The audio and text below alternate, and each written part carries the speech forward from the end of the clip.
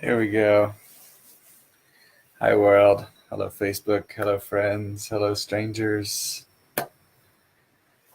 Happy to meet with you once again. This is my Thursday, 10 o'clock commitment to be here and share myself in the public square with you, in the virtual, town square where we can meet. So I'm just going to take a moment to settle in.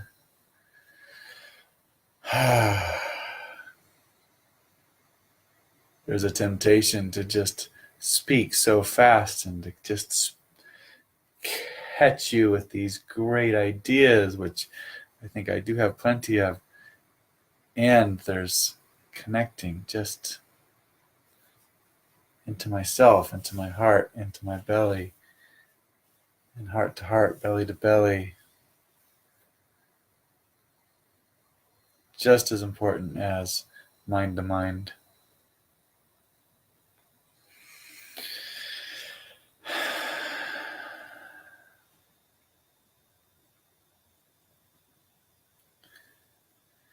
And that relates to the topic that I wrote that I would talk about, which is this core distinction of speaking from experience versus about experience. And what's the difference? What does that mean? And what does that give us? If I'm speaking about something, I'm thinking about it. I'm probably in my head. I'm centered in my mental body, and I'm kind of separate from something. If I'm in the experience, then it's fully embodied. Then it's in my cells of my body. It's in my bones. It's in my blood. It's in my gut. It's in my heart. It's in my belly. I'm letting my entire being speak from what I'm experiencing. I'm letting, in a way, the experience itself speak rather than having an analysis or interpretation of the experience speak. Now, that also could tie to how there's a limitation in what words can explain, because their words are just words. In a way, words are just a map referring back to the territory. But the more those words can come from that experience, the more they're going to carry the vibration, the frequency, the resonance of that experience, the more likely it will convey something more accurately.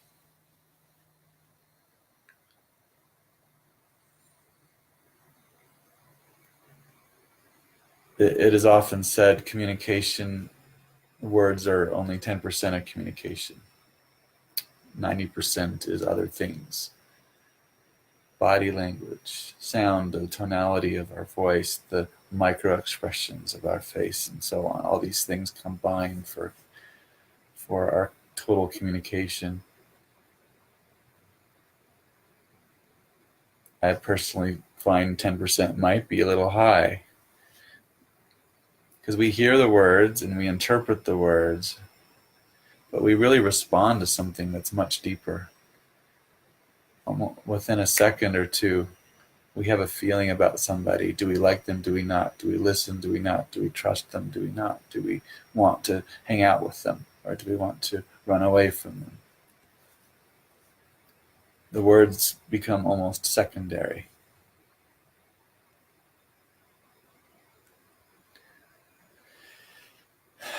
I guess if you're still watching and listening here now, uh,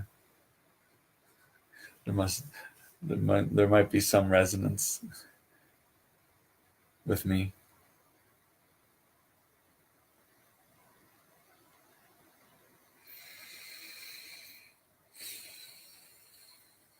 Mm.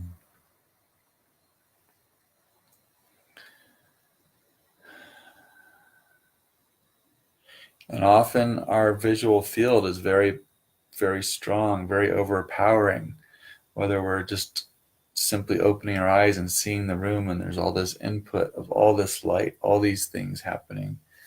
And that's before we get barraged from television and our screens and advertising and radio and billboards and everything that's always advertising everywhere, and people, everything that comes at us throughout the day. We become accustomed to that and we adapt to it and we cope to it, but it's the basic effect is that we tend to lose ourselves. We have less awareness of our own inner space, our inner being, our inner landscape, our emotions, our heart, our bodies, our bellies. Like we just get drawn out into all those things and then what we think about them.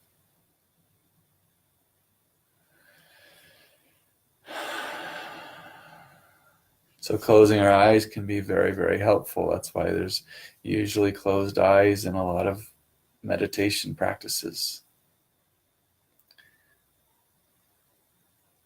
I like doing meditation with eyes open, but in a way that's an advanced practice after we've really connected to ourself. And then it's a practice to stay connected to ourself while then opening our eyes and connecting to the world and connecting to other people.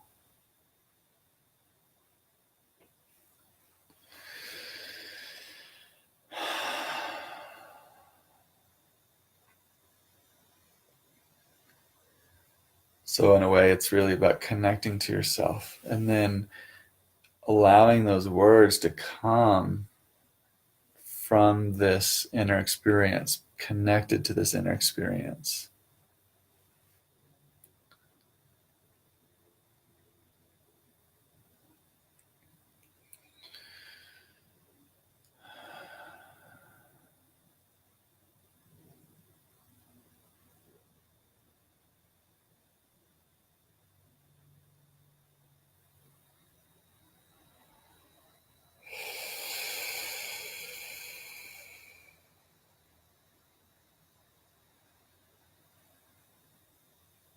So when I look at you, I'm not just trying to make an impression. I'm not just projecting something or analyzing it. Like how can I really feel my belly, feel my heart, feel my body?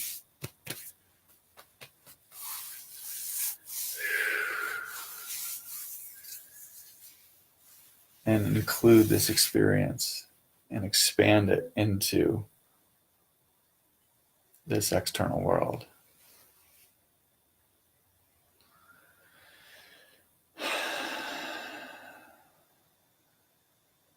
Remembering to breathe, remembering we have bodies.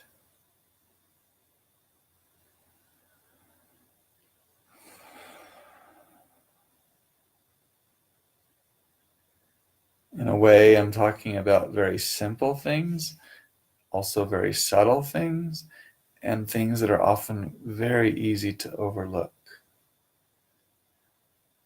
We want to go to the end game, the master plan, the final finale, right? But when we're just stepping back into simple building blocks of consciousness, what is awareness? What is the void? What is the function of attention? How do we place attention? And what does that mean if I place attention internally, externally? If I have awareness of something, I'm really getting to the ground of who I am, the source of the sense of I am, the sense of being.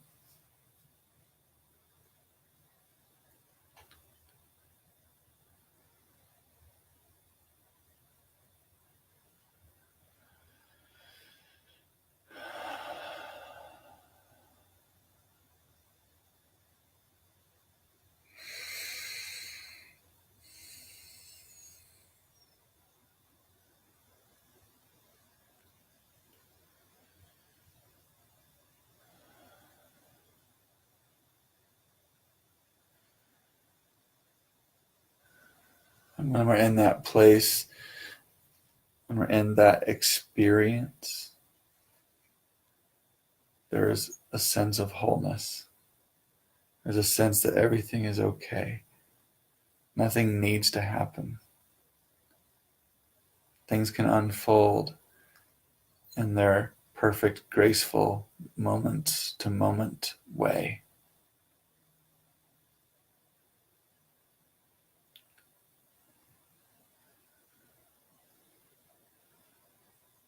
And I'm in that experience. I can allow that experience to speak through me. So not that I've heard some idea that I like and then I'm expanding that idea and speaking about it and spreading, If we don't have the words connected to our experience, it loses something. Then we're in a disconnected state. And even the most altruistic actions, when taken from a disconnected state, will tend to lead to more disconnection.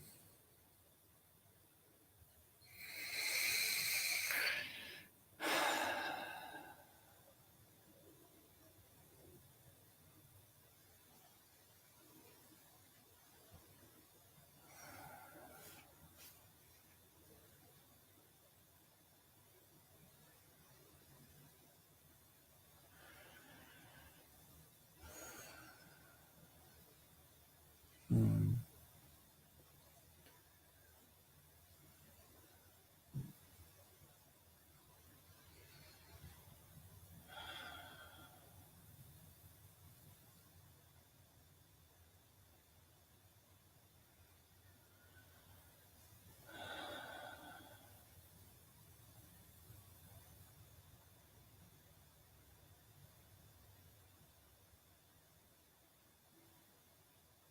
So I'll just leave you with this practice, this awareness, this like when I speak,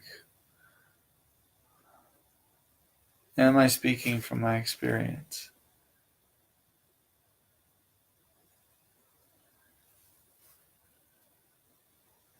If I don't feel that connection to my experience, if I don't know what that is, if I'm not feeling my body,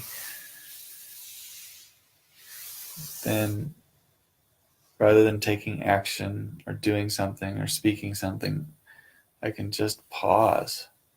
I can give myself permission to pause and feel myself, to take a breath, to put my hand on my belly, on my heart, to feel my skin, to notice I'm here, to notice what is happening through my senses.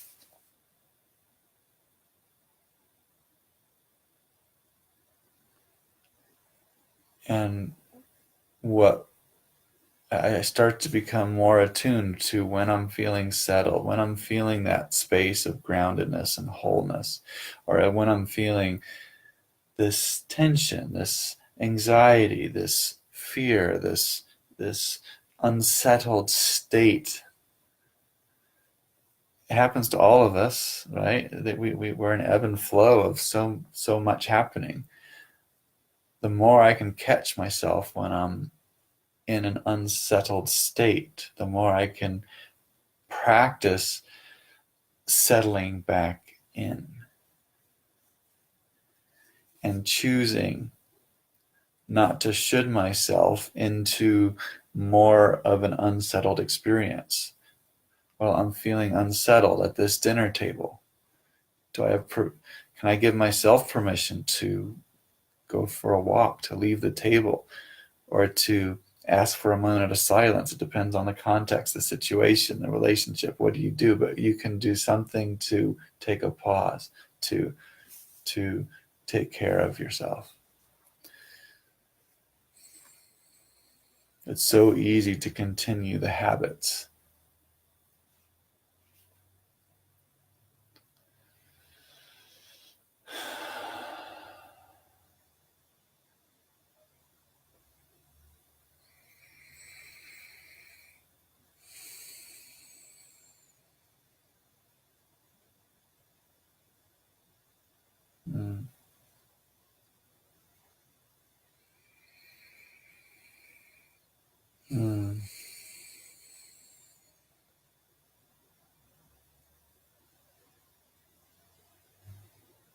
there's any comments or questions, either live or afterward, I'm happy to respond to questions or hear your reflections.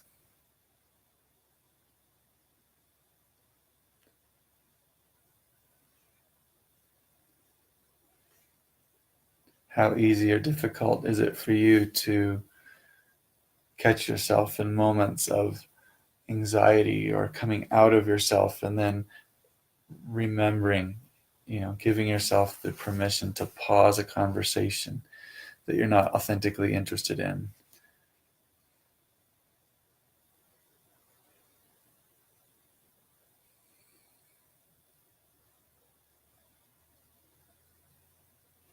Or whatever it is.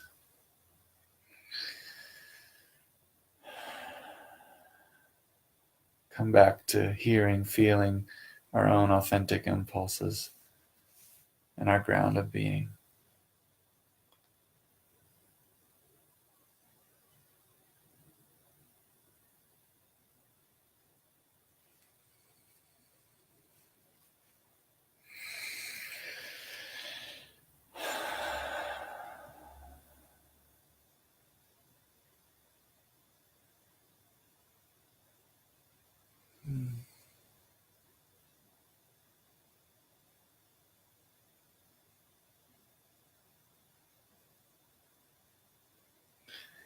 I guess I'll leave it there.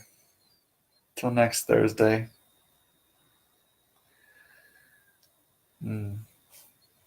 Thank you.